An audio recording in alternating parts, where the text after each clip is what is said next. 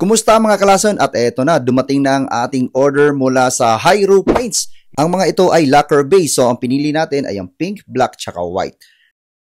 Na-curious ako sa sinabing superior scratch resist at superior tape resist. Sige nga. Woo! So ngayon ito-try natin sa 3 spoons at una, i-load na natin yung paints. Unahin natin yung color black. Eto na, nasa spoon. Kasunod naman ang white at ngayon ang pink. So meron 3 paints na tayo. According sa label sa likod, dry to touch 30 to 120 minutes, curing time 24 to 72 hours. So, kailangan pa natin maghintay. So, Friday, August 23 ngayon, maghintay tayo ng 3 days. And ngayon, it's Monday, August 26. So, eto na, ang tamang oras na ititest na natin ang ating mga primers. Oh, yeah.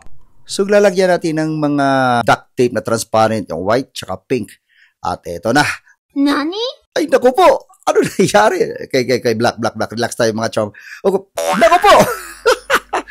Okay, sige. Last chance. Pink. Naku, ganun pa din!